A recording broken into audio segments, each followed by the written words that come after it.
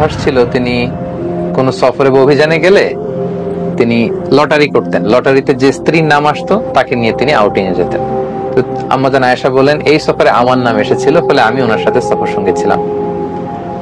এবং ওনার জন্য একটা স্পেশাল উট ছিল, উটের হাউদাজ, মানে আমাদের দেশের পালকির মতো, এটার ভেতরে তিনি বসতেন এবং পর্দা নামিয়ে দেয়া হতো। কারণ সূরা নূর, সূরা আহজাবের পরে নাজিল হয়েছে, অর্থাৎ ইতিমধ্যে পর্দার বিধান ফরজ হয়েছে। ফলে আম্মা জান আয়েশা রাদিয়াল্লাহু তাআলা আনহা যে পালকি বা হাউদাজে বসতেন, দুই দিকে পর্দা নামানো ছিল।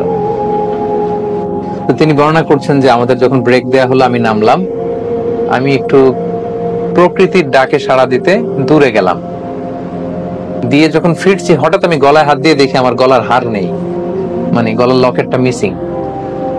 তো আমি আমার গলার হার খুঁজতে খুঁজতে আবার যেখানে গিয়েছিলাম প্রাকৃতিক ডাকে সাড়া দিতে, ওখানে গেলাম। খুঁজতে খুঁজতে খুঁজতে খুঁজতে আলহামদুলিল্লাহ আমি পেলাম। পেয়ে গলায় এটা পরে আমি ফিরে আসলাম। এসে দেখি কাফেলার কেউ নেই।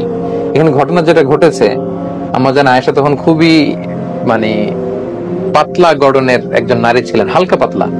ফলে উনি পালকিতে উঠলেও যে ওজন, না উঠলেও খুব বেশি পার্থক্য হতো না। ফলে পালকির যেহেতু পর্দা নামানো ছিল, যে সাহাবারা এই পালকি বা হাওদাজ ওটের উপরে রাখবে, তারা ভাবছে ভিতরে হয়তো আম্মা জান আয়েশা বসে আছেন। সুবহানাল্লাহ। তারা এই পালকি বা হাওদাজ নিয়ে ওটের উপর বেঁধে দিয়েছে। পুরো কাফেলা রওনা হয়েছে মদিনার দিকে। এখন আম্মা জান আয়েশা রাদিয়াল্লাহু তাআলা আনহা তিনি এসে দেখে, ইন্না লিল্লাহি, এখানে তো কেউ নাই, সবাই তো চলে গেছে। আম্মা জান আয়েশা খুবই বুদ্ধিমতী এবং সাহসী নারী ছিলেন। তিনি ভাবলেন যে আমাকে না পেয়ে রাসূল সাল্লাল্লাহু আলাইহি ওয়াসাল্লাম ঠিকই লোক পাঠাবেন নেয়ার জন্য। এক কাজ করি, আমি চাদর মুড়ি দিয়ে শুয়ে থাকি। যে চিন্তা সেই কাজ। আম্মা জান আয়েশা রাদিয়াল্লাহু তাআলা আনহা তিনি চাদর গায়ে দিয়ে শুয়ে পড়লেন। আর রাসূল সাল্লাল্লাহু আলাইহি ওয়াসাল্লাম একজন সাহাবাকে অ্যাসাইন করেছিলেন, তার নাম হচ্ছে সফওয়ান ইবনু মুআত্তাল রাদিয়াল্লাহু তাআলা আনহু। উনাকে রাসূল সাল্লাল্লাহু আলাইহি ওয়াসাল্লাম দায়িত্ব দিয়েছিলেন যে কাফেলা যখন ছুটবে তখন তুমি যে দেখবে যে ওই জায়গায় কারো কোনো জরুরি জিনিসপত্র হারিয়ে গেল কিনা, কেউ রয়ে গেল কিনা। বর্তমান সময়ে যেটাকে আমরা লস্ট এন্ড ফাউন্ড বলি। তো কাফেলায় লস্ট এন্ড ফাউন্ড এর দায়িত্বে ছিলেন সফওয়ান ইবনে মুআত্তাল রাদিয়াল্লাহু তাআলা আনহু। তো তিনি দায়িত্ব পালনের জন্য সবাই যখন চলে গেল, ঘুরে ঘুরে দেখছেন কিছু পড়ে রইল কিনা, কারো কিছু মিসিং কিনা। হঠাৎ তিনি মরুভূমির মাঝে দেখেন যে কালো কাপড়ে জড়ানো শুয়ে থাকা এক নারী। কাছে আসলেন, ফজরের সময় হয়ে গিয়েছে। আম্মা জান আয়েশা তিনি ওঠার পরেই আম্মা জান আয়েশা রাদিয়াল্লাহু তাআলা আনহার চেহারা দেখে চিনে ফেললেন। কারণ পর্দার আয়াত নাজিল হওয়ার আগে আম্মা জান আয়েশা রাদিয়াল্লাহু তাআলা আনহার চেহারা তিনি দেখেছিলেন একবার। এই মরুপ্রান্তরে আম্মা জান আয়েশাকে একা পড়ে থাকতে দেখে তিনি ইন্না লিল্লাহি ওয়া ইন্না ইলাইহি রাজিউন, ইন্না লিল্লাহি ওয়া ইন্না ইলাইহি রাজিউন এরকম আওয়াজ করে পড়তে লাগলেন। আম্মা জান আয়েশাও তিনি চেহারা ঢেকে ফেললেন। তখন সফওয়ান ইবনে মুআত্তাল বুঝতে পেরেছেন যে তিনি কাফেলার সাথে যেতে পারেননি। তিনি ইন্না লিল্লাহ ছাড়া আর কিছুই পড়েননি, তাদের মধ্যে কোনো কনভারসেশন হয়নি। সফওয়ান ইবনে মুআত্তাল রাদিয়াল্লাহু তাআলা আনহু ওনার নিজের উটটাকে আম্মা জান আয়েশার সামনে বসালেন। আম্মা জান আয়েশা উঠে বসলেন। আম্মা জান আয়েশা রাদিয়াল্লাহু তাআলা আনহা উটের উপরে বসা, আর সফওয়ান ইবনে মুআত্তাল রাদিয়াল্লাহু তাআলা আনহু নিজে উটের রশি ধরে টানতে টানতে মদিনায় পৌঁছলেন। ইতিমধ্যে যখন মদিনায় পৌঁছার পরে রাসূল সাল্লাল্লাহু আলাইহি ওয়াসাল্লাম সবাই জানতে পারলো আম্মা জান আয়েশা নেই, তিনি মিসিং। তখন মুনাফিক সর্দার আব্দুল্লাহ ইবনে উবাই ইবনে সালুল, এই দুষ্ট লোকটা, সে এই স্ল্যান্ডারিং শুরু করলো, রুমর ছড়াতে লাগলো। সে বলল, দেখো তিনি তোমাদের কাছে নবী সেজে বসে আছেন, আর তার স্ত্রী আয়েশা সেই সফওয়ানের সাথে নিশ্চয়ই পরকীয়ার সম্পর্ক ছিল। ফলে তারা মরুভূমিতে রাত কাটিয়েছে, তারা সেখানে ফষ্টি নষ্টি করেছে, অপকর্ম করেছে, নাউযুবিল্লাহ ওয়াল ইয়াযু বিল্লাহ। এটা ছড়াতে লাগলো এবং এই কথা এক কান দুই কান করতে করতে পুরো মদিনায় ছড়ায় গেল। আম্মা জান আয়েশা পৌঁছলেন, তিনি কিন্তু এই কথা কিছুই জানলেন না। আম্মা জান আয়েশা রাদিয়াল্লাহু তাআলা আনহা তিনি মদিনায় পৌঁছার পরই প্রচন্ড জ্বরে আক্রান্ত হলেন, প্রচন্ড জ্বর। আর ওই দিক দিয়ে পুরো মদিনায় এই মুনাফিক এই কথা ছড়াতে লাগলো যে আয়েশা রাত কাটিয়েছে সফওয়ানের সাথে, তাদের মধ্যে সম্পর্ক আছে। দুঃখজনক হলেও সত্য, এই মুনাফিকদের সাথে পড়ে কয়েকজন মুমিন, যেমন রাসূল সাল্লাল্লাহু আলাইহি ওয়াসাল্লামের সভাকবি হাসান বিন সাবিত রাদিয়াল্লাহু তাআলা আনহু, তারপর আবু বকর রাদিয়াল্লাহু তাআলা আনহুর একজন আত্মীয়, তার নাম হচ্ছে মিস্তা ইবনে উসাস রাদিয়াল্লাহু তাআলা আনহু, এবং রাসূল সাল্লাল্লাহু আলাইহি ওয়াসাল্লামের শালিকা হামনা বিনতে জাহাশ, এই জাতীয় কয়েকজন লোকও এই রুমর, এই গুজবে কান দিয়ে তারা এটাতে ছড়িয়ে পড়লো, জড়ায় পড়লো, তারাও এটা ছড়াতে লাগলো। পুরো মদিনা সমাজের ভেতরে মানে একটা গুরুগম্ভীর অবস্থা। সবার মধ্যে শুধু কানাঘুষা কানাঘুষা কানাঘুষা। তো মজার ব্যাপার, আম্মাজান আয়েশা রাদিয়াল্লাহু তাআলা আনহা এগুলো কিছুই জানতেন না। তিনি আল্লাহওয়ালা নারী, বাসায় এসে জ্বরে আক্রান্ত, চিকিৎসা নিচ্ছেন, আল্লাহর কাছে দোয়া করতেছেন, তিনি এগুলো কিছুই জানেন না। কিন্তু আম্মাজান আয়েশা এটা টের পেলেন যে রাসূল সাল্লাল্লাহু আলাইহি ওয়াসাল্লাম আগে যে ভালোবাসা দেখাতেন, এই ভালোবাসার এখন দেখান না। শুধু ঘরে আসলে সালাম দেন, কেমন আছো জিজ্ঞেস করেন, এতটুকুই। তিনি একদিন বললেন, ইয়া রাসূলুল্লাহ, আমি অসুস্থ, আমি আমার বাপের বাড়িতে যাব। রাসূল বললেন, যাও। তিনি গেলেন। তখনও জানেন না। বাপের বাড়িতে একদিন নারীদের সাথে করে তিনি মরুভূমিতে প্রাকৃতিক ডাকে সাড়া দিতে যাবেন। তখন একজন তাকে বলল যে, আয়েশা, তোমার নামে তো মদিনার সোসাইটিতে এই কথা ছড়াচ্ছে। ওই প্রথম আম্মাজান আয়েশা রাদিয়াল্লাহু তাআলা আনহা শুনে তিনি আকাশ থেকে যেন পড়লেন। তিনি যতটুকু অসুস্থ ছিলেন এটা শুনে মানসিক ভাবে আরো অসুস্থ হয়ে পড়লেন। তিনি বলেন যে কাঁদতে কাঁদতে যেন আমার চোখের পানি শেষ হয়ে গেল, যে আমাকে নিয়ে সমাজে এত বাজে কথা হচ্ছে। ঘরে ফিরে আসলেন, আর রাসূল সাল্লাল্লাহু আলাইহি ওয়াসাল্লাম খুব বিব্রতকর পরিস্থিতিতে পড়লেন। কারণ ওনার স্ত্রী, উনি একজন নবী, নবীর স্ত্রীর ব্যাপারে, আমাদের আম্মা জান আয়েশা রাদিয়াল্লাহু তাআলা আনহার ব্যাপারে এমন কথা ছড়াচ্ছে, আর আল্লাহ তাআলাও কিছু জানাচ্ছেন না। রাসূল সাল্লাল্লাহু আলাইহি ওয়াসাল্লাম জনে জন জিজ্ঞেস করলেন যে, আলী, তুমি কি মনে করো আয়েশা কি এটা করবে? আলী রাদিয়াল্লাহু বলেন, আমি তো ওনাকে ভালোই জানি, তবে এত চিন্তিত হওয়ার কারণ নেই রাসূলুল্লাহ, প্রয়োজনে আপনি আরেকটা বিয়ে করবেন। আয়েশা রাদিয়াল্লাহু তাআলা আনহার দাসীকে জিজ্ঞেস করলেন, তুমি আয়েশাকে কেমন দেখেছো, সে কি এই কাজ করবে?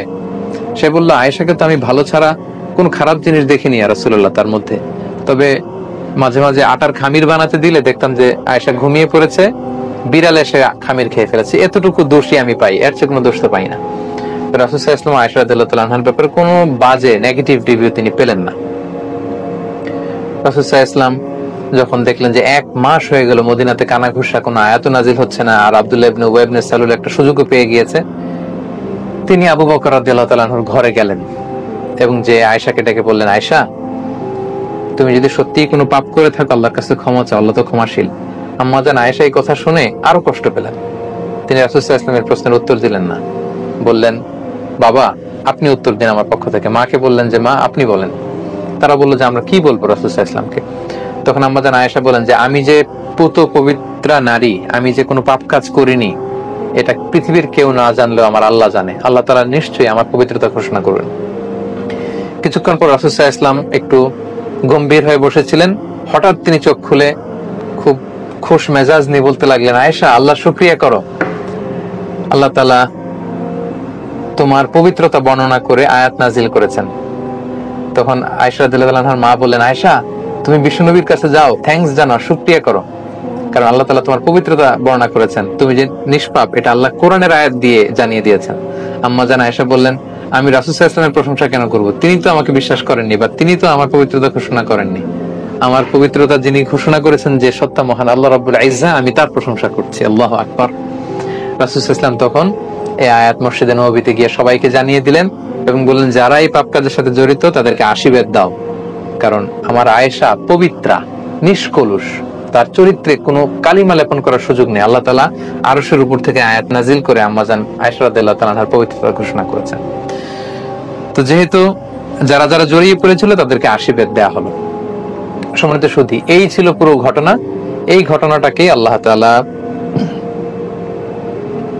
সূরাতুন নূরের 11 নম্বর আয়াত থেকে 26 নম্বর আয়াত পর্যন্ত তিনি বলেছেন। আমরা এটা কন্টিনিউ করব এবং এই ঘটনাটার প্রসঙ্গে যে আয়াতগুলো এসেছে এগুলো বলে আজকের লাইট আপন লাইট সিরিজের প্রথম পর্ব আমরা শেষ করবো ইনশাআল্লাহ।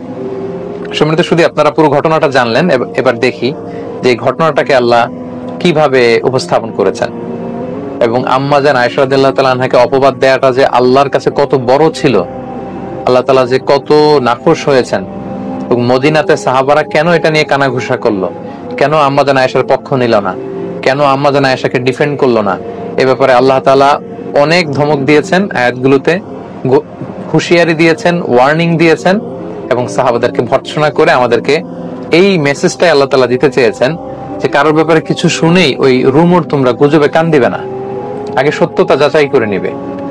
আর কারো ব্যাপারে কোন একটা পাপের কথা, মন্দ কথা শুনলে আমাদের কেন এত ইন্টারেস্ট থাকবে, যে ব্যাপারে আমার কোনো, ইটস নট মাই বিজনেস, এখানে আমার কোনো। এরপরে বিশ্বনবীর একমাত্র কুমারী বউ নাম কি? আয়েশা। বিশ্বনবী বললেন, উরিতুকি ফিল মানামি সালাসা লায়াল। আয়েশা, বিয়ের আগে তোরে কিন্তু আমি 3 বার স্বপ্নে দেখছিলাম। সুবহানাল্লাহ কইবেন না? সুবহানাল্লাহ। বড্ড খুশি হয়ে গেলেন আয়েশা। এরপরে বললেন 3 বার স্বপ্ন দেখার পরে তোমার ব্যাপারে মনের মধ্যে কেমন কেমন যেন ভালো লাগে। তারপরে একটা ছোট্ট কাগজের মধ্যে, জান্নাতি কাগজ, রেশমি কাপড়ের মধ্যে তোমার চেহারাটা এনে জিব্রাইল বললেন, দেখেন নবী কেমন লাগে? আমি কইলাম ভালো লাগে। কার মেয়ে? আপনার বন্ধু আবু বকরের মেয়ে। বিয়ে করবেন নাকি?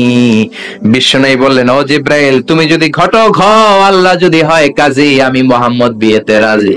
সুবহানাল্লাহ। সুবহানাল্লাহ পড়েন। সুবহানাল্লাহ। বিয়ে হয়ে গেল, কিন্তু ঘরে দামি ফার্নিচার নাই, টাকা পয়সাও তেমন নাই, কিন্তু আছে খালি সুখ। আছে কি? সুখ যেটা টাকা দিয়ে কিনা যায় না। টাকা দিয়ে বাড়ি কিনা যায়, গাড়ি কিনা যায়, সুখ কিনা যায় নাকি? জি না। টাকা দিয়ে বিছানা কিনা যায়, বালিশ কিনা যায়, ঘুম কিনা যায় নাকি? জি না। কথা বলেন। এজন্য সুখ দেওয়ার মালিক কে? আল্লাহ। দোকানে সুখ পাওয়া যায়? জি না। নাগাইশ বাজারে তো সুখ বেছে না? বেচতে নিয়ে যাইতাম আজকে গাড়িতে করে। সুখ বেছে? জি না। কথা কন। সুখ পাওয়া যায় না। সুখ দেওয়ার মালিক একজন, তিনি কে? আল্লাহ। মা আয়েশা একমাত্র কুমারী বউ। আদর করে তিনি ডাকতেন হুমায়রা, আবার মাঝে মাঝে ডাকতেন ইয়া আয়েশু। আয়েশা না, আয়েশু সংক্ষেপ। এত ভালোবাসতেন মা আয়েশাকে। মা আয়েশা গ্লাসের যেই জায়গা দিয়ে পানি খেতেন, বিশ্বনবী ওই জায়গায় মুখ লাগিয়ে পানি খেত। মা আয়েশা গোশতকে হাড্ডি ফেলে দিলে বিশ্বনবী ওই হাড্ডিটা নিয়ে চষতে শুরু করে দিত। সুবহানাল্লাহ। এক বালতি থেকে পানি নিয়ে দুইজনে গোসল করত। আবার বিশ্বনবীর সাথে সাথে মাঝে মাঝে বায়না ধরতো, মাঝে মাঝে রাগও করতো। সুবহানাল্লাহ কোন। সুবহানাল্লাহ। স্বামী স্ত্রীর মধ্যে একটু রাগ আছে না নাই? আছে। রাগ থাকলে ওইটারে আবার ভালোবাসায় পরিণত করে দেয় কে? আল্লাহ। রাগ না থাকলে ভালোবাসা তো ভালোবাসাই না। রাগ থাকতেই হবে, তাইলেই ভালোবাসার মর্ম বোঝা যায়। চিল্লায় বলেন ঠিক কিনা? ঠিক। ক্ষুধা না থাকলে খাবারের মর্যাদা বোঝা যায় না। সারাদিন পেট ভরা, খাওয়ার মজা বুঝবেন? জি না। ক্ষুধা, প্রচন্ড ক্ষুধা, তৃষ্ণার্ত, লেবুর শরবত পাইলে অমৃতের মতো লাগবে। জি। প্রচন্ড ক্ষুধা, হাজি বিরিয়ানি পাইছেন 1 প্লেট, ইচ্ছা মতো খাবেন, কিন্তু পেট ভর্তি, হাজি বিরিয়ানি খাওয়া যাবে? জি না। এজন্য রাগ না থাকলে ভালোবাসা যে কত দামি, ভালোবাসা যে আল্লাহর পক্ষ থেকে কত বড় নেয়ামত বোঝা যায় না। মাঝে মাঝে মা আয়েশা রাগ করতেন। শুনতেছেন? জি। বিশ্বনবী বলেন, আয়েশা কখন তুমি রাগ করো, কখন তুমি আমারে ভালোবাসো আমি বুঝি। সুবহানাল্লাহ পড়েন। সুবহানাল্লাহ। মা আয়েশা বললেন, কেমনে বোঝেন? বিশ্বনবী বললেন, যখন তুমি রাগ করো তখন নামাজের পরে দোয়ার মধ্যে বলো, ও ইব্রাহিম আলাইহিস সালামের আল্লাহ, আপনি আমার উপর দয়া করেন। তার মানে তুমি রাগ করে আছো, আমার নাম নাও নাই। আর যখন আমার উপর খুশি থাকো, নামাজের পরে দোয়াতে বলো, মুহাম্মদ সাল্লাল্লাহু আলাইহি ওয়াসাল্লামের আল্লাহ, আপনি আমাদের উপর রহমত করেন। সুবহানাল্লাহ। তার মানে খুশির সময় তুমি আমার নাম নাও, রেগে গেলে অন্য নবী দেয়া দোয়া সেরা দাও। রেগে গেলে আমার নামটা নাও না। মা আয়েশা বলে, নবী গো, আমি তো শুধু নামটাই মুখ দিয়ে নেই না, কিন্তু কলিজা থেকে তো আপনারে বাদ দিতে পারি না। আল্লাহু আকবার। আল্লাহু আকবার। কি ভালোবাসা! মা আয়েশা বলতেন, আমি যখন বিশ্বনবীর সাথে শীতের রাতে এক ল্যাপের নিচে ঘুমাতাম, তখন জিব্রাইল ওহী নাযিল করত। সুবহানাল্লাহ নাই? সুবহানাল্লাহ। কোন স্ত্রীর সাথে অন্তরঙ্গ বসবাসের সময় কোরআনের ওহী নাযিল হতো না। একমাত্র মা আয়েশার সাথে যখন এক বিছানার এক ল্যাপের নিচে দুইজন শুয়ে আছে, কোরআনের আয়াত নাযিল করছে কে? আল্লাহ। আবার মা আয়েশা বলছেন, আমার কারণে ও মুসলিম উম্মাহ তোমরা তায়াম্মুমের বিধান পেয়েছো। ফাতায়াম্মামু সাঈদান তাইয়্যিবা। মা আয়েশা একটা যুদ্ধে গিয়েছিলেন, যুদ্ধ থেকে ফেরার পথে মা আয়েশার গলার লকেট নাই। মাঝে মাঝে হয় না, মহিলা গলার লকেট পায় না, পুরা বাড়ি আগুন করে ফেলাইছে, লকেট নাই, লয়ে গেল রে, নিয়ে গেল রে, হারাইলাম রে। মা আয়েশার লকেট নাই। লকেট হারানোর পরে মা আয়েশা কান্নাকাটি। বিশ্বনবী বললেন, থামো। অনেকক্ষণ থামার পরে লকেট খুঁজে পায় না। সবাই খোঁজাখুঁজি, লকেট কই, লকেট কই, লকেট খুঁজে পায় না। ওদিক দিয়ে মাগরিবের নামাজের সময়ও শেষ, নামাজের সময় শেষ। আর যেই জায়গায় লকেট খোঁজার জন্য থামা হয়েছে, ওই জায়গায় আবার পানি নাই, পানি সামনে। পানির দিকেও যেতে পারে না, লকেটও খুঁজে পায় না, নামাজও পড়া যায় না। সব সাহাবীরা মিছিল শুরু করছে, আবু বকর রে ধর ধর ধর, আবু বকর রে ধর।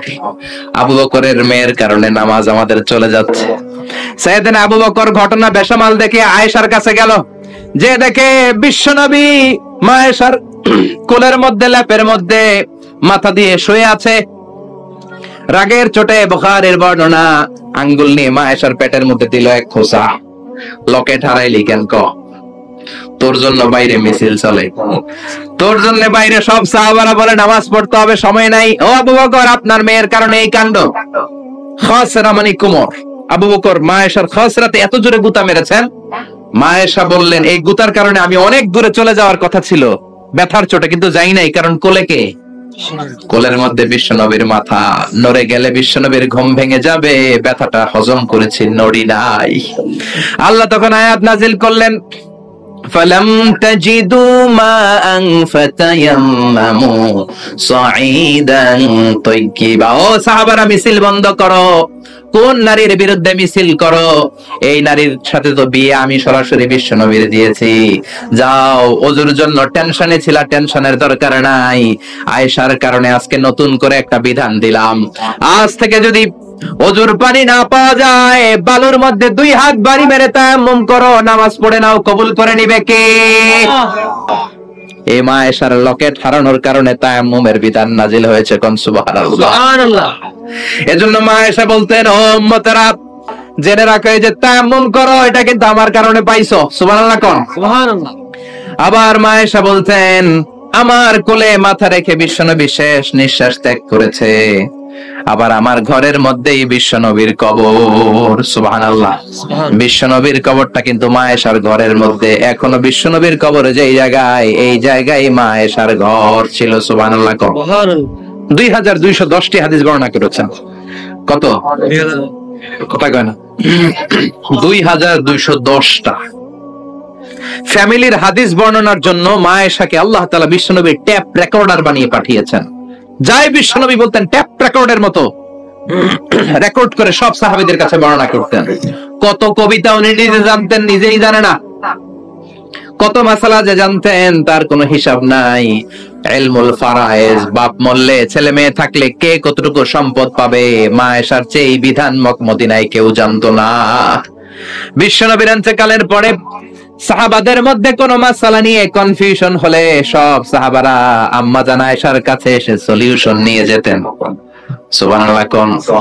বিশ্বনবী যা বলেছেন সব মুখস্থ রেখেছেন, সব জ্ঞানের কথা ছড়িয়ে দিয়েছেন, সব সময় পড়াশোনা করতেন। সুবহানাল্লাহ। তার মানে মা আয়েশার জীবনী থেকে আপনাদের জন্য শিক্ষা হচ্ছে জ্ঞানার্জন, জ্ঞানানুরাগী হতে হবে। কি হতে হবে? জ্ঞানানুরাগী। বুখারীর বঙ্গানুবাদ পাওয়া যায়, কোরআনের বঙ্গানুবাদ পাওয়া যায়, ইসলামিক অনেক ভালো ভালো রাইটারের বই পাওয়া যায়, ঠিক কিনা? এগুলো পড়ার দরকার আছে না নাই? আল্লাহর হাবিব বলেন, ইয়া আয়েশা ইন্নী লা আ'লামু ইযা কুনতি আন্নী রাদিয়া ওয়া ইযা কুনতি আলাইয়া গাদবা। ও আয়েশা, তুমি কখন আমার উপর রেগে থাকো সেটাও আমি বুঝি, আবার কখন খুশি থাকো সেটাও বুঝি। আম্মা জান আয়েশা বললেন, ইয়া রাসূলুল্লাহ, ইয়া হাবিবাল্লাহ, কেমন করে আপনি বুঝেন যে আমি আপনার উপর রেগে আছি, আবার কেমন করে আপনি বুঝেন আমি আপনার উপর সন্তুষ্ট আছি? বিশ্বনবী বললেন, আয়েশা, তুমি যখন আমার উপরে খুশি থাকো, আমার উপর যখন তুমি রাজি থাকো, তখন তুমি দোয়ার সময় এইভাবে দোয়া করো, ওয়া রাব্বি মুহাম্মাদ, মুহাম্মাদের রব, আপনি আমাদের সব গুনাহগুলো মাফ করে দেন। আর যখন তুমি আমার উপর রেগে থাকো, তখন তুমি আমার নামটা মুখ দিয়ে উচ্চারণ করো না। ও আয়েশা, তখন তুমি দোয়ার সময় বলতে থাকো, ওয়া রাব্বি ইব্রাহিম, ইব্রাহিমের রব, আপনি আমাদের সব গুনাহগুলো মাফ করে দেন। যখন তুমি খুশি তখন আমার নামটা মুখে নাও, যখন তুমি আমার উপর রেগে থাকো তখন তুমি আমার নামটা মুখে নিতে চাও না। আম্মা জান আয়েশা বললেন, ইয়া রাসূলুল্লাহ, ইয়া হাবিবাল্লাহ, মা আহজুরু ইল্লা ইসমাক, আমি শুধু আমার মুখ থেকে আপনার নামটারে সরায় রাখি, আমার হৃদয় থেকে কোনোদিন আপনারে সরাতে পারি না। মা আহজুরু ইল্লা ইসমাক, নবী হে, আমি তো শুধু মুখ থেকে আপনার নামটারে বাদ দেই, আমার হৃদয় থেকে তো আপনারে বাদ দিতে পারি না। আমার হৃদয় পুরোটা জুড়ে শুধু আপনি আর আপনি। চিল্লায় পড়েন আল্লাহু আকবার। তার মানে আম্মা জান আয়েশা আল্লাহ রাসূল সাল্লাল্লাহু আলাইহি ওয়াসাল্লামের উপর রেগে থাকতেন মাঝে মাঝে, বিশ্বনবী মাঝে মাঝে রাগ করতেন। একবার খুব বেশি রাগারাগি হয়ে গেল, অনেক ঝগড়া হয়ে গেল। এবার আল্লাহ রাসূল সাল্লাল্লাহু আলাইহি ওয়াসাল্লাম খেয়াল করলেন না, এত ঝগড়া তো করা ঠিক হবে না। তখন আল্লাহর হাবিব সাল্লাল্লাহু আলাইহি ওয়াসাল্লাম বললেন, আয়েশা চলো মিটমাট করি। কি করি? হ্যাঁ, মিউচুয়াল করি না, মিটমাট। এই যে ঝগড়া লাগলে আবার যে মিলায় দেয়, এটা কি বলেন আপনারা নীলফামারীতে? মিটমাট। আল্লাহর হাবিব সাল্লাল্লাহু আলাইহি ওয়াসাল্লাম বললেন, আয়েশা চলো আমরা মিটমাট করি, আমরা আর ঝগড়া না করি। আম্মা জান আয়েশা বললেন, ঠিক আছে চলেন মিটমাট করি। বিষ্ণু বললেন, ঠিক আছে একজনকে নিয়ে আসি যে দুজনের মাঝে মিটমাট করাই দিবে। কারে নিয়ে আসবো? ওমরে ফারুককে নিয়ে আসি। আম্মা জান আয়েশা বলে, না, ওমরও গালিব, ওমরের মেজাজ গরম, আমার ভয় লাগে। সুবহানাল্লাহ পড়বেন না? বিষ্ণু বললেন, তাহলে তোমার আব্বারে নিয়ে আসি। কই নিয়ে আসেন, আব্বারে খুব ভালো লাগে। বিষ্ণু বললেন, ঠিক আছে তোমার কথাই রইলো, ওমরকে ডাকবো না, তোমার আব্বা আবু বকরকে নিয়ে আসবো। বিশ্বনবী মিটমাট করার জন্য সাইয়েদনা আবু বকর রাদিয়াল্লাহু তাআলা আনহুকে ডেকে নিয়ে আসলেন। সাইয়েদনা আবু বকর রাদিয়াল্লাহু তাআলা আনহু ঘরে ঢুকলেন। বিশ্বনবী বললেন, আয়েশা আমার আর তোমার মাঝে কি নিয়ে ঝগড়া হয়েছে, কথাটা কি তুমি বলবা নাকি আমি বলবো? আম্মা জান আয়েশা বলেন, আপনিই বলেন, তুমি মিথ্যা বললেন না, যা ঘটছে ওইটাই বললেন। ওয়ালা তাকুলিল্লাহ হাক্কান, যেটা সত্য এটাই বলবেন, অন্য কিছু বলবেন না। আবু বকর রাদিয়াল্লাহু তাআলা আনহু তো শুনে রেগে মেগে আগুন। কি এত বড় সাহস, বিশ্বনবীর সামনে দাঁড়িয়ে তুমি এভাবে কথা বলো? এই আদব শিক্ষা দিয়েছি তোমাকে আমি। রেগে গেলেন। বিশ্বনবী কি সত্য ছাড়া মিথ্যা কিছু বলবেন? রেগে মেগে চিৎকার করে মেয়ের গালের মধ্যে দিলেন এক চপেটাঘাত। এক থাপ্পড় খেয়ে আম্মা জান আয়েশা উল্টায় পড়লেন। আবার মারার জন্য সাইয়েদনা আবু বকর রাগে গড়গড় করছিলেন, মেয়েরে আবার মারার জন্য উদ্যত হলেন। বিশ্বনবী অবস্থা ভয়ঙ্কর দেখে সাইয়েদনা আবু বকরের সামনে দুই হাত মেলে এইভাবে দাঁড়িয়ে গেলেন। বিশ্বনবীকে যখন আবু বকর রাদিয়াল্লাহু তাআলা আনহু দাঁড়াতে দেখলেন, সাইয়েদনা আবু বকর মুহূর্তের মধ্যে থেমে গেলেন। সুবহানাল্লাহ। সাইয়েদনা আবু বকর রাদিয়াল্লাহু তাআলা আনহু ঘর থেকে বের হয়ে গেলেন। এবার বিশ্বনবী আম্মা জান আয়েশার কাছে যেয়ে বলেন, ও আয়েশা দেখো, আমি তোমারে মাইর থেকে বাঁচাইলাম। আমি না থাকলে তোমার বাবা তোমারে আজ শেষ করে ফেলতো, ঠিক কি না? আমি বাঁচাইছি তোমারে। ইয়া আয়েশা কাইফা রাআইতিনি আন খাসতুকি মিনার রাজুল, দেখছো আয়েশা কেমনে বাঁচাইলাম তোমারে? আজকে আমি না থাকলে এমন পিটতে দিতে তোমার বাবা একেবারে খবর হয়ে যায়। আম্মা জান আয়েশা লজ্জায় পড়ে গেলেন, হেসে দিলেন। বিশ্বনবীও হেসে দিলেন। সুবহানাল্লাহ পড়লেন। দুইজনের এই হাসির আওয়াজ ঘরের বাইরে থেকে সাইয়েদনা আবু বকর শুনতে পেলেন। উনি শুনে তো অবাক, কিরে এতক্ষণ তৃতীয় বিশ্বযুদ্ধ, এখন আবার হাসে। ঘরে ঢুকলেন। ঘরে ঢুকার পরে আবু বকর রাদিয়াল্লাহু তাআলা আনহু বিশ্বনবীকে বলেন, ইয়া রাসূলুল্লাহ আশরিকানি ফি সিলমিকুমা কামা আশরাকতুমানি ফি হারবিকুমা। হে আল্লাহর রাসূল, আপনারা ঝগড়া লাগলে, আপনারা দুইজন ঝগড়া লাগলে মিটমাট করার জন্য আমারে যেমনি ডাকেন, আপনারা যখন সুখ আনন্দ আর হাসাহাসিতে ব্যস্ত থাকেন, ওই হাসির সময়গুলোতে শেয়ার করার জন্য তখনও আমার একটু ডাইকেন। পড়েন সুবহানাল্লাহ। ও নবী, শুধু ঝগড়ার সময় ডাইকেন না, শুধু মিলায় দেওয়ার জন্য ডাকবেন না। আপনাদের মধ্যে যখন সুখকর আনন্দময় হাসাহাসির মুহূর্তগুলো কাটে, ওই মুহূর্তগুলোতেও আমাকে এনে আপনারা শেয়ার করে দিয়েন। পড়েন সুবহানাল্লাহ। মুসনাদে আহমদ ইবনে হাম্বলের হাদিস। এই হাদিস প্রমাণ করে আল্লাহ রাসূল সাল্লাল্লাহু আলাইহি ওয়াসাল্লামের ঘরে ঝগড়া হতো স্ত্রীদের সাথে, তবে মধুর ঝগড়া, শিক্ষণীয় ঝগড়া, আওয়াজ করে বলতে হবে, ঠিক কি না?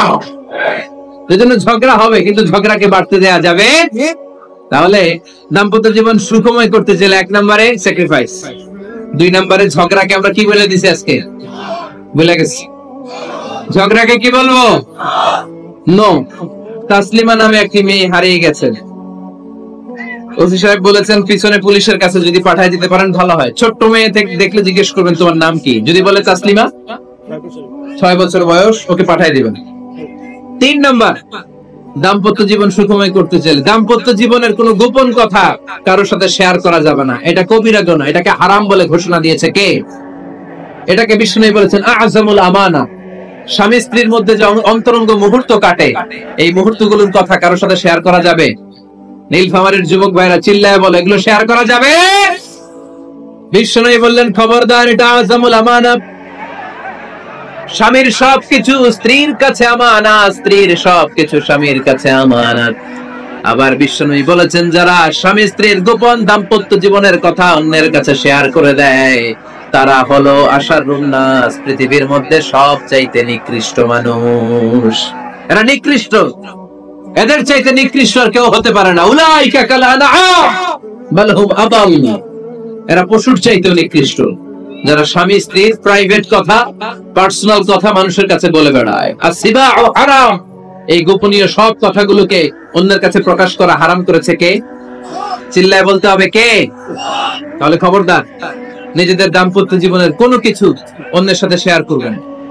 আমাদের বোনরা অনেক সময় একসাথে বসলে পেটের কথা, পিঠের কথা সব বলে বানায়, আছে না নাই? না বোনেরা, সব শেয়ার করলেও আপনাদের দাম্পত্য জীবনের কোনো কথা কখনো কারোর সাথে শেয়ার করতে পারবেন না। 4 নম্বর ফর্মুলা হচ্ছে অহেতুক সন্দেহ পরিহার করতে হবে। অনেক স্ত্রী আছে স্বামীরে খালি সন্দেহ করে, আছে না নাই? নীলফামারীতে এই সমস্যা নেই, আছে? এই যে ভুক্তভোগী পাওয়া গেছে, আছে না নাই? আছে, খালি সন্দেহ করে। এই তুমি ওদিকে তাকাই লেগে, ওই বেডের দিকে তাকাই লেগে, এই তোমার মোবাইল দাও, কারে ফোন দিলা দেখি, এই ফেসবুকের পাসওয়ার্ড দাও দেখি কি করছে, দেখি মেসেঞ্জারে কার সাথে চ্যাটিং করছে, আছে না নাই? এই যে অহেতুক সন্দেহ আপনার ফ্যামিলিটারে জাহান্নামের টুকরা বানায় দিবে। আবার অনেক স্বামী আছে স্ত্রীকে খালি সন্দেহ করে, এদিকে তাকালে সন্দেহ করে, ওদিকে তাকালে সন্দেহ করে, বাসায় থাকলেও সন্দেহ, বাইরে গেলেও সন্দেহ, এরকম আছে না নাই? না, অহেতুক সন্দেহ এটা পরিহার করবেন। এই সন্দেহ খুব খারাপ জিনিস। আমি ব্যক্তিগতভাবে অনেক কেস এরকম হ্যান্ডেল করেছি। এসে বলে হুজুর খালি সন্দেহ করে, এটা একটা রোগ। এটা কি আপনার ফ্যামিলিটারে শেষ করে দেয়। এজন্য অহেতুক সন্দেহ পরিহার করবেন। হ্যাঁ, সত্যি যদি পরকীয়ার কোনো ঘটনা ঘটে থাকে ওটা নিয়ে বসেন, ফেস টু ফেস কথা বলেন, ফ্যামিলি মিটিং করেন, সরাসরি সেটেল করার চেষ্টা করেন। কিন্তু অহেতুক সন্দেহ একটা রোগ। এই রোগ থেকে আল্লাহ তুমি দাম্পত্য জীবনকে বাঁচাও, আমরা আওয়াজ করে পড়বো আমিন। 5 নাম্বার, স্বামী স্ত্রী একে অপরকে আল্লাহর বিধান স্মরণ করায় দিবে। স্বামী যদি ফজরের সময় ঘুমায় থাকে, স্ত্রীর ডেকে দেওয়ার দরকার আছে না নাই? আবার স্ত্রী যদি ঘুমায় থাকে, স্বামীর ডেকে দেওয়ার দরকার আছে না নাই? কোন স্বামী যাবে জান্নাতে, তার স্ত্রী যাবে জাহান্নামে, আবার স্ত্রী হবে জান্নাতি, স্বামী যাবে জাহান্নামে। এরকম আমরা চাই নাকি? আমরা যখন জান্নাতে যাব, আমার স্ত্রীর হাত ধরে একসাথে জান্নাতে ঢুকতে চাই, ঠিক কি না? আবার আমার স্ত্রী যখন জান্নাতে যাবে, সে একা ঢুকতে পছন্দ করবে? এজন্য আমরা দুনিয়াতে যেমনি এক ছাদের নিচে, এক জায়গায়, এক বাড়িতে, জান্নাতেও আমরা এক বাড়িতে থাকতে চাই। আওয়াজ করে বলতে হবে ঠিক কি না? এই জন্য গবেষকরা বলেছে স্বামী স্ত্রীর ভালোবাসাটাকে তারা বলে লাভ পিরামিড। কি পিরামিড? লাভ পিরামিড। এই ত্রিভুজ আকৃতি। কি রে ভাই? লাভ পিরামিড, ত্রিভুজ আকৃতি, ট্রায়াঙ্গেল। আপনারা ত্রিভুজ চিনেন? কথা কয় না। ত্রিভুজের কয় কোণা? কয় কোণা? 3 কোণা। এই যে এরকম, তাই না? এজন্য স্বামী স্ত্রীর ভালোবাসাটাকে বলে লাভ পিরামিড। উপরে এরকম সমুচার মতো না, উপরে থাকে আল্লাহ, আর ডানে স্বামী, বায়ে স্ত্রী। এই 2 কোণায় স্বামী স্ত্রী, আর উপরের কোণায় আল্লাহ। স্বামী স্ত্রী যদি আল্লাহর আনুগত্যের দিকে যেতে চায়, যতই তারা the couple come to Allah, they come closer to each other। তারা যদি আল্লাহর কাছাকাছি যায়, তারা নিজেরাও কাছাকাছি হয়, ঠিক কি না? তারা আল্লাহর কাছে যেতে যেতে যেতে যেতে আল্লাহর ইবাদতে যদি একেবারে আল্লাহর কাছে চলে যায়, তারা নিজেরাও কাছাকাছি চলে যায়, ঠিক কি না? আর তারা আল্লাহর আনুগত্য থেকে যত দূরে সরে, তারা নিজেরাও নিজেদের থেকে তত দূরে সরে পড়ে। চিল্লায় বলেন ঠিক কি না? লাভ পিরামিড এটা। এজন্য the closer the couple comes to Allah, the closer the couple comes to each other।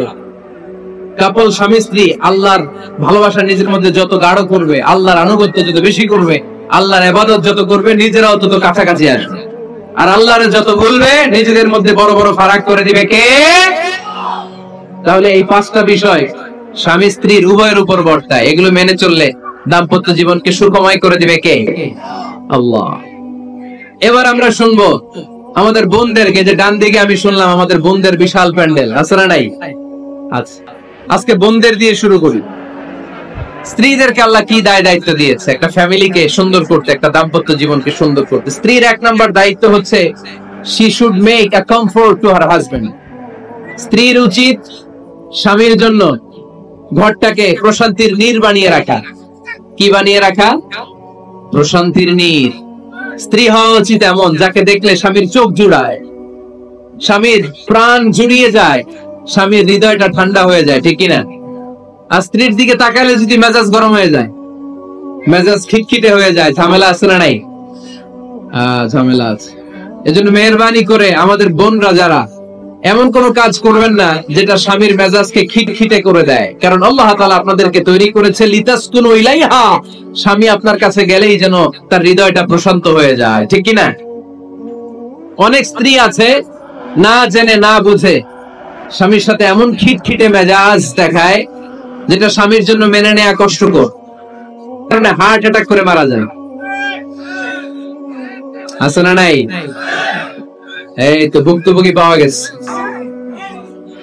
স্বামীর জন্য একটা ত্রাস হয়ে দাঁড়ায় স্ত্রী, ত্রাস।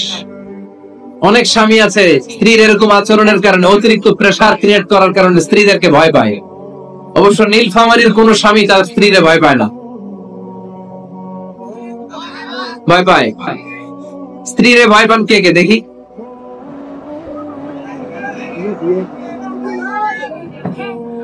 ভয় পান আপনারা? ভয় পান? হ্যাঁ, এক অফিসের বড় সাহেব তার স্ত্রীরা খুব ভয় পায়, প্রচন্ড ভয় পায়।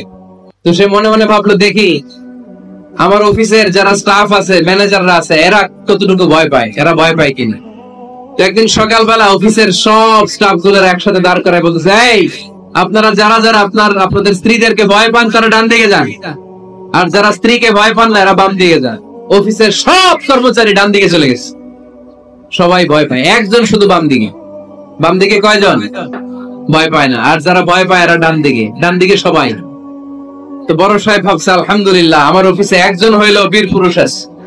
তো বীর পুরুষের কাছে যে বলে, ঘটনা কি, আপনি মোটেও ভয় পান না? কয়, স্যার প্রতিদিন অফিস করার জন্য যখন ঘর থেকে বের হয় আমার বউ আমারে বলে দেয়, খবরদার সবাই যেদিকে যায় তুমি কিন্তু ওইদিকে যাইবা না।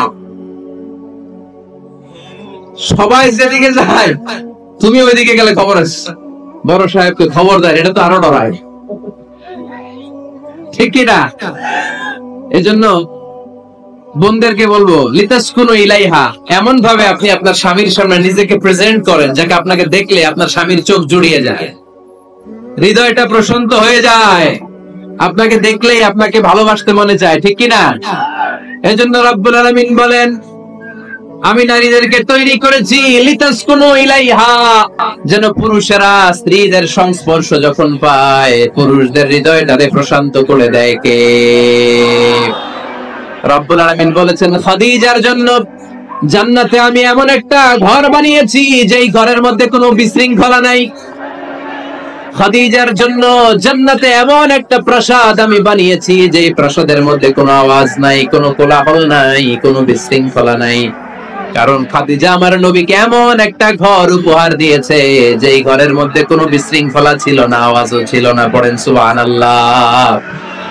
আল্লাহ রাসূল যখন সারাদিন কাফেরদের মাঝে কোরআনের দাওয়াত দিতেন, কোলাহল মারামারি জীবনের ঝুঁকি নিয়ে মক্কার কুরাইশদের মাঝে যখন দাওয়াত দিতেন, সব বিশৃঙ্খলা ঝামেলা গোলমাল শেষ করে রাতের বেলায় যখন খাদিজার ঘরে বিশ্বনবী ঢুকতেন, বিশ্বনবীর হৃদয়টারে প্রশান্ত করে দিত কে?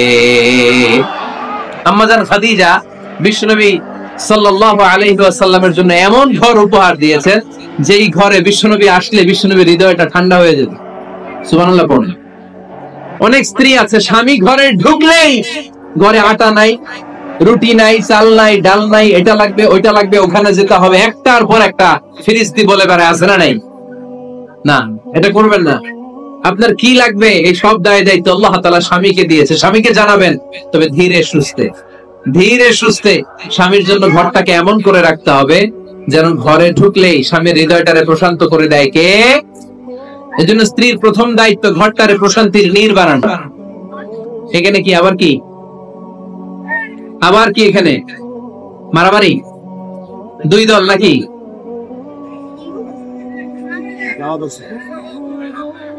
আপনাদের মনোযোগ আছে না গেছে? কষ্ট হচ্ছে? হ্যাঁ, অনেক রাত হয়ে গেছে তো, প্রায় 10:30। হ্যাঁ, তাকবীর পড়েন, লিল্লাহে তাকবীর। তো কিছু লোক ওঠা বসা শুরু করলেন কেন? হ্যাঁ, 1 নাম্বার, 2 নাম্বার, 3 নাম্বার নাই তো আবার? হ্যাঁ, 1 নাম্বার নাকি পেশাব করা, 2 নাম্বার নাকি টয়লেটে যাওয়া, 3 নাম্বার নাকি এইটা। বিড়ি খান আপনারা? বিড়ি আর সিগারেটের সাথে মুসলমানের সম্পর্ক আছে না। কোন মুসলমান সিগারেট খেতে পারে, বিড়ি টানতে পারে? কারণ এটা এমন একটা খাবার যে খাবার টয়লেটে ঢুকেও খাওয়া যায়। সিগারেট ছাড়া কোন খাবার টয়লেটের ভেতরে খাওয়া যায়? কথা বলে খাওয়া যায়। এবং সিগারেট পৃথিবীর এমন খাবার যে খাবারের গায়ে এই খাবারের বদনাম লেখা থাকে, ঠিক কিনা? সিগারেট ছাড়া পৃথিবীর কোন খাবারে ওই খাবারের বদনাম আছে? কথা বলেন। ধরেন আপনাদের নীলফামারীতে নতুন 1 প্যাকেট বিস্কিট বেরিয়েছে, যে বিস্কিটের গায়ে লেখা এই বিস্কিট খাওয়ার 1 ঘন্টার মধ্যে ডায়রিয়া শুরু হবে। ওটা খাইবেন কে কে? খাবেন আপনারা? কি বলবেন দোকানদারে, তোর বিস্কিট তুই খা, তোর ডায়রিয়া হোক, ঠিক কিনা? কিন্তু সিগারেটের গায়ে কিন্তু লেখা থাকে স্মোকিং কজেস ক্যান্সার, ধূমপান স্বাস্থ্যের জন্য ক্ষতিকর, ধূমপান কর্কট রোগের কারণ, ধূমপান করলে এটা বিষপানের শামিল। এই সিগারেট এটা তৈরি হয় তামাক পাতা থেকে, টোবাকো প্ল্যান্টস। এই তামাক পাতা চাষ হয় নাকি নীলফামারীতে? হ্যাঁ, বাংলাদেশে সবচেয়ে বেশি, সবচেয়ে বেশি নীলফামারীর কোন থানায়? সদরে, শহর অঞ্চলে? আচ্ছা, এই তামাক পাতার চারদিকে বেড়া দেয়া লাগে না জানেন? কারণ ছাগলও মুখ দেয় না। তো যেটা ছাগলে খায় না ওটা মানুষ খেতে পারে? আওয়াজ করে বলেন। তাহলে ঝগড়ারে যেমনি আজকে আমরা নো বলে দিলাম, এই সিগারেট, এই মাদক, এগুলাকে আজকের প্রোগ্রাম থেকে আমরা নো বলে দিব। পারা যাবে? মাদককে আমরা নো বলে দিলাম। আওয়াজ করে বলেন, মাদক আর সিগারেটকে কি বললাম? নো। আল্লাহ তুমি বোঝার তৌফিক দান করো, আমরা পড়ি আমিন। একটা সুখী দাম্পত্য জীবনের জন্য স্ত্রীর 2 নাম্বার দায়িত্ব হচ্ছে স্বামীকে ইন্সপায়ার করা, স্বামীকে সাহস যোগানো, পিছন থেকে ড্রাইভিং পুশের মতো কাজ করা। কারণ স্বামীকে যখন স্ত্রী সাহস যোগায়, স্বামীর সাহস বেড়ে যায়, ঠিক কিনা? আল্লাহর হাবিব সাল্লাল্লাহু আলাইহি ওয়াসাল্লামের কাছে কোরআনের আয়াত নাযিল হলো, ইকরা বিসমি রাব্বিকাল্লাযী খালাক, খালাকাল ইনসানা মিন আলাক, ইকরা ওয়া রাব্বুকাল আকরাম الذي علم بالقلم علم الإنسان ما لم يعلم পড়েন আল্লাহু আকবার। সূরাতুল আলাকের 5 আয়াত হেরা গুহায় যখন নাজিল হয়ে গেল, বিশ্বনবী সাইয়েদনা জিবরাইলকে নিজ আকৃতিতে দেখলেন, পা থেকে মাথা পর্যন্ত দেখে বিশ্বনবী ভয় পেয়ে গেলেন। বিশ্বনবী সাল্লাল্লাহু আলাইহি ওয়াসাল্লাম জীবনে 2 বার সাইয়েদনা জিবরাইল আলাইহিস সালামকে ওনার আসল আকৃতিতে দেখেছিল। আওয়াজ করে বলতে হবে কয়বার? 1 হচ্ছে মেরাজ রজনীতে সিদরাতুল মুনতাহায়, 2 হচ্ছে প্রথম যখন কোরআনের আয়াত নাজিল হয়, বিষ্ণু সাল্লাল্লাহু আলাইহি ওয়াসাল্লাম দেখলেন বিশাল একজন ব্যক্তি, পাটা হচ্ছে হেরা গুহায় আর মাথাটা হচ্ছে আকাশের উপরে। এই বিশাল একটা লোক সে কোরআনের 5 আয়াত নিয়ে এসেছে সূরাতুল আলাক, আর বলতে শুরু করেছে, ইয়া মুহাম্মদ ইকরা, আপনি পড়ুন, আপনি পড়ুন, আপনি পড়ুন। 3 বার পড়ার আদেশ করার পরে বিষ্ণু সাল্লাল্লাহু আলাইহি ওয়াসাল্লাম পড়তে আরম্ভ করলেন, ইকরা বিসমি রাব্বিকাল্লাযী খালাক, খালাকাল ইনসানা মিন আলাক, ইকরা ওয়া রাব্বুকাল আকরাম الذي علم بالقلم علم الانسان ما لم يعلم। বিষ্ণু সাল্লাল্লাহু আলাইহি ওয়াসাল্লাম পড়তে আরম্ভ করলেন। প্রথম কোরআনের আয়াত যখন নাযিল হয়ে গেল, বিষ্ণু সাল্লাল্লাহু আলাইহি ওয়াসাল্লাম ভয় পেয়ে গেলেন। হাত নাড়াচ্ছেন কেন আপনারা? হ্যাঁ, কি স্ক্রিনে দেখা যায়? আহারে কি আনন্দ আকাশে বাতাসে, সবাই খুশির ঠেলায়, খুশিতে আনন্দে ঠেলায় না? আল্লাহর হাবিব সাল্লাল্লাহু আলাইহি ওয়াসাল্লাম ভয় পেয়ে গেলেন। আপনাদের মনোযোগ তো নাই মনে হচ্ছে, তা হাত নাড়াচ্ছেন কেন? এদিকে দেখেন, খরগোশের কানের মতো কান দুইটারে খাড়া কর। কোরআনের আয়াত যখন নাজিল হলো, আল্লাহ রাসূল সাল্লাল্লাহু আলাইহি ওয়াসাল্লাম ভয় পেয়ে গেলেন। বিষ্ণু সাল্লাল্লাহু আলাইহি ওয়াসাল্লামের হৃদয় কাঁপতে আরম্ভ করলো।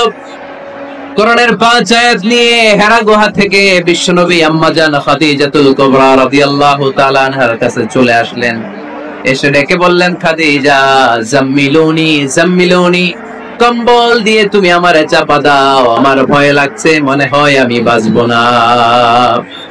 আম্মাজান খাদিজা বললেন, কি হয়েছে আপনার? বিশ্বনবী বললেন, বিশাল বড় একটা লোক কোরআনের 5 আয়াত নিয়ে এসেছে। ওই লোকের পা হেরা গুহার মধ্যে, মাথাটা আকাশের উপরে, এত বিশাল সত্তা, বিশাল কোন মানুষ জীবনে আমি দেখি নাই। এসে সে পরিচয় দিয়েছে সে নাকি জিব্রাইল ফেরেশতা। বিশ্বনবী বললেন, মনে হয় আমি বাঁচবো না, আমার জ্বর চলে এসেছে, আমার হৃদয়ের মধ্যে কাঁপুনি শুরু হয়েছে, তুমি আমারে কম্বল দিয়ে চাপা দাও। আম্মাজান খাদিজা বললেন, ও নবী, ভয় পাবেন না, আমার আল্লাহ কোনদিন আপনারে অপমান করবেন না। সুবহানাল্লাহ পড়লেন। ওয়াল্লাহি ওয়াল্লাহি লা ইউখজিক আল্লাহু আবাদা। নবী গো, আল্লাহ আপনারে অপমান করবেন না, কারণ আপনার মধ্যে এমন এমন ভালো ভালো গুণ আছে, এই গুণাবলীগুলি যে মানুষের মধ্যে থাকে তাকে আমার রব কোনদিন অপমান করতে পারে না। চিল্লায় বলেন ঠিক কি না? নবী হে, ইন্নাকা লা তাসিলুর রাহিমা, আপনি আত্মীয়তার সম্পর্ক বজায় রাখেন। ও নবী, তাসদুকুল হাদিসা, সব সময় আপনি সত্য কথা বলেন। ওয়া তাহমিলুল কাল্লা, আপনি মানুষের বোঝা টেনে দেন। ওয়া তাকসিবুল মা'দুমা, যার উপার্জন করার কেউ নাই, নিজে গায়ে খেটে আপনি তার উপার্জন করে দেন। ওয়া তুঈনু আলা নাওয়াইবিল হক, সত্য যেখানে বিপন্ন সেখানে আপনি সাহসী সৈনিকের মতো দাঁড়িয়ে যান। সুবহানাল্লাহ। নবী, আপনি ভয় পাবেন না, কারণ আপনি এমন অসাধারণ ব্যক্তিত্ব, এমন জনকল্যাণমূলক কাজের আঞ্জাম আপনি দেন, এরকম লোককে আল্লাহ কখনো অপমান করতে পারে? আপনি চালিয়ে যান, আপনাকে থামানোর মতো অপশক্তি গোটা বিশ্বে দ্বিতীয়টা নাই। চিল্লায় বলেন ঠিক কি না? একটা সুখী দাম্পত্য জীবনের জন্য স্ত্রীর 2 নাম্বার দায়িত্ব হচ্ছে স্বামীকে ইন্সপায়ার করা, স্বামীকে সাহস যোগানো, পিছন থেকে ড্রাইভিং পুশের মতো কাজ করা। কারণ স্বামীকে যখন স্ত্রী সাহস যোগায়, স্বামীর সাহস বেড়ে যায়। ঠিক কি না? আল্লাহর হাবিব সাল্লাল্লাহু আলাইহি ওয়াসাল্লামের কাছে কোরআনের আয়াত নাযিল হলো, ইকরা বিসমি রাব্বিকাল্লাযী খালাক, খালাকাল ইনসানা মিন আলাক, ইকরা ওয়া রাব্বুকাল আকরাম, আল্লাযী আল্লামা বিল কলম, আল্লামাল ইনসানা মা লাম ইয়ালাম। পড়েন আল্লাহু আকবার।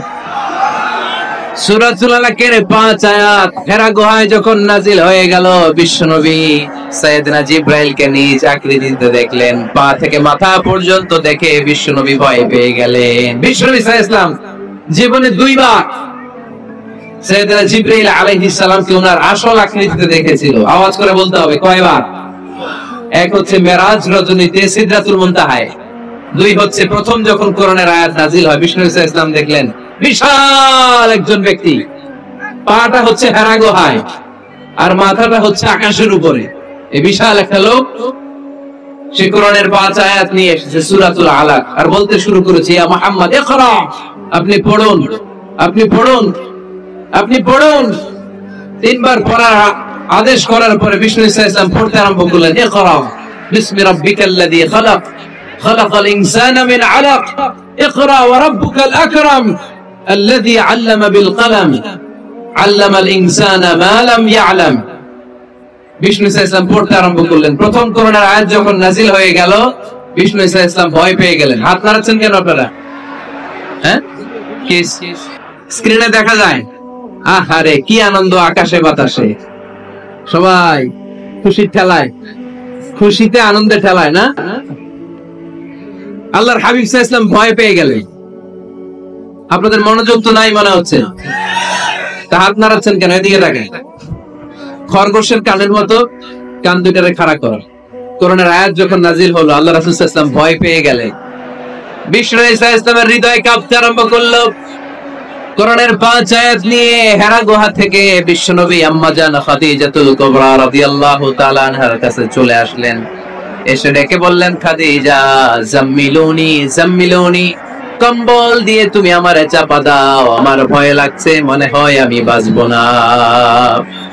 আম্মাজান খাদিজা বললেন, কি হয়েছে আপনার? বিশ্বনবী বললেন, বিশাল বড় একটা লোক কোরআনের 5 আয়াত নিয়ে এসেছে। ওই লোকের পা হেরা গোয়ার মধ্যে, মাথাটা আকাশের উপরে, এত বিশাল সত্তা, বিশাল কোন মানুষ জীবনে আমি দেখি নাই। এসে সে পরিচয় দিয়েছে সে নাকি জিব্রাইল ফেরেশতা। বিশ্বনবী বললেন, মনে হয় আমি বাঁচবো না, আমার জ্বর চলে এসেছে, আমার হৃদয়ের মধ্যে কাঁপুনি শুরু হয়েছে, তুমি আমারে কম্বল দিয়ে চাপা দাও। আম্মাজান খাদিজা বললেন, ও নবী, ভয় পাবেন না, আমার আল্লাহ কোনদিন আপনারে অপমান করবেন না। সুবহানাল্লাহ পড়লেন। ওয়াল্লাহি ওয়াল্লাহি লা ইউখজিক আল্লাহু আবাদা।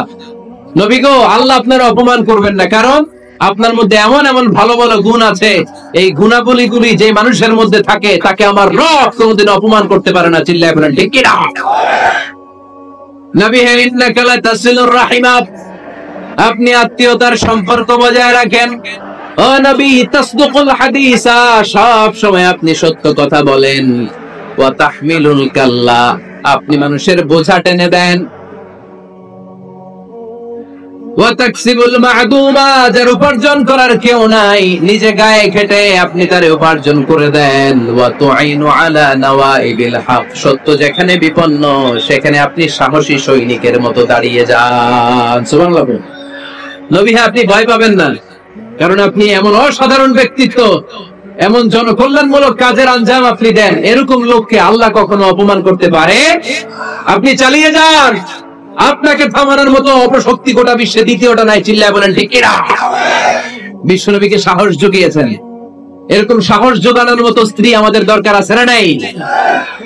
বিশ্বনবী সারাদিন বাইরে যখন কাফির মুশরিকদের অত্যাচার অনাচার সহ্য করে ঘরে আসতেন, আম্মাজান আয়েশা এমন সাহসিকতার বাণী শোনাতেন, এমন মোটিভেশন শোনাতেন, এমন ইন্সপায়ারেশন দিতেন, বিশ্বনবী সারাদিনে সব দুঃখ কষ্ট ভুলে গিয়ে এর পরের দিনের দাওয়াতি কাজের জন্য নতুন করে এনার্জি ফিরে পেতেন। চিল্লায় পড়েন আল্লাহু আকবার। এজন্য স্ত্রীর 2 নাম্বার কাজ হচ্ছে স্বামীকে সাহস যোগানো।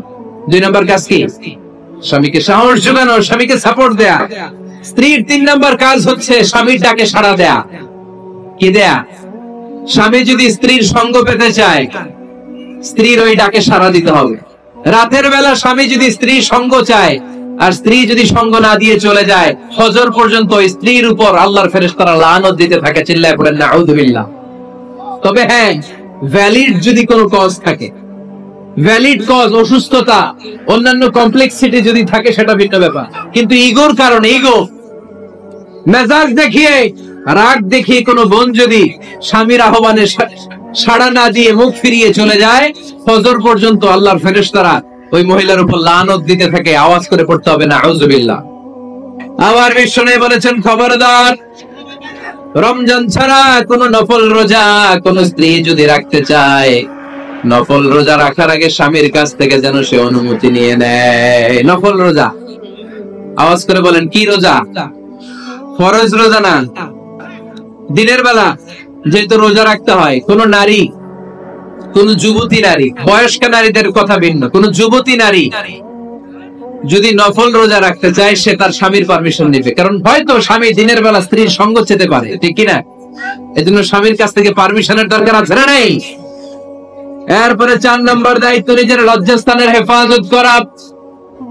فالصالحات قانتات حافظات للغيب بما حفظ الله। আল্লাহ নেককার স্ত্রীদের বর্ণনা যখন কালামুল্লাহ মাজিদে দিয়েছেন, আল্লাহ বলেছেন নেককার নারীদের প্রথম গুণ, তারা সব সময় তাদের স্বামীদের আনুগত্য করে। 2 নাম্বার, তারা তাদের নিজের লজ্জাস্থানের হেফাজত করে। 4টা কাজ কোন নারী যদি দুনিয়াতে করে, 4টা, আওয়াজ করে বলতে হবে কয়টা? মাত্র 4টা কাজ কোন নারী যদি পৃথিবীতে করে, ওই নারীর জন্য জান্নাতের 8টা দরজা খুলে দিবে কে? আওয়াজ করে বলতে হবে, খুলে দিবে কে? বিশ্বনবী বলেন, আল মারআতু ইযা সাল্লাত খামসাহা, কোন নারী যদি 5 ওয়াক্ত সালাত পড়ে, সামাত শাহরাহা, রমাদানের রোজা রাখে, আতাআত বালাহা, স্বামীর আনুগত্য করে, হাফিজাত ফুরুজাহা, লজ্জাস্থানের হেফাজত করে। এই 4টা কাজ যদি কোন নারী দুনিয়ার বুকে করে, জান্নাতের 8টা দরজা তাদের জন্য খুলে দিবে কে? এজন্য দাম্পত্য জীবনকে সুখময় করতে হলে একজন স্ত্রীর 4 নম্বর দায়িত্ব হচ্ছে নিজের সতীত্বের হেফাজত করা। 5 নম্বর দায়িত্ব হচ্ছে স্বামীর সম্পদের হেফাজত করা। সাইয়েদনা আবু সুফিয়ান রাদিয়াল্লাহু তাআলা আনহু ছিলেন খুব কৃপণ মানুষ, বিষ্ণু ইসলামের শ্বশুর। সহিহ বুখারীতে এসেছে, ওনার স্ত্রী এসে আল্লাহ রাসূল সাল্লাল্লাহু আলাইহি ওয়াসাল্লামের কাছে বলেন, ইয়া রাসূলুল্লাহ, ইন্না আবা সুফিয়ান রাজুলুন শাহীহ। হে আল্লাহর রাসূল, আবু সুফিয়ান খুব কৃপণ মানুষ, আমার আর আমার সন্তানদের খরচের জন্য যে টাকা পয়সা লাগে আমার স্বামী দেয় না। এখন আমার স্বামীর অনুমতি ছাড়া সিন্ধুক থেকে টাকা নেয় আমার জন্য জায়েজ কিনা? আল্লাহর হাবিব বললেন, হ্যাঁ, স্বামী যদি কৃপণ হয় তাহলে ফ্যামিলির খরচের জন্য যতটুকু দরকার অতটুকু নিতে পারবা, ওইটারে ক্ষমা করে দিবে কে? আমাদের অনেকের মধ্যে অনেক কৃপণ লোক আছে না নাই? এইখানে নাই মাশাআল্লাহ। এই কৃপণ লোক যদি থাকে, আপনার অনুমতি ছাড়াও ভাবি আপনার পকেট থেকে টাকা নিতে পারবে। আজকে সব গোমর ফাঁস করে দিলাম। কৃপণ যারা, তাদের পারমিশন ছাড়া পকেট থেকে, আলমারি থেকে টাকা নিয়ে যতটুকু দরকার ফ্যামিলির ততটুকু খরচ করা যাবে, অতিরিক্ত খরচ করা যাবে না। 6 নাম্বার দায়িত্ব হচ্ছে ছেলে মেয়েদেরকে দেখাশোনা করা, ছেলে মেয়েদেরকে বুকের দুধ খাওয়ানো। অনেক মা আছে ছেলে মেয়েদেরকে বুকের দুধ খাওয়াতে চায় না, আছে না নাই? হ্যাঁ, ডানু খাওয়ায়, ডানু। আর কি খাওয়ায়? হ্যাঁ, মিল্ক বিটা আর নিডো।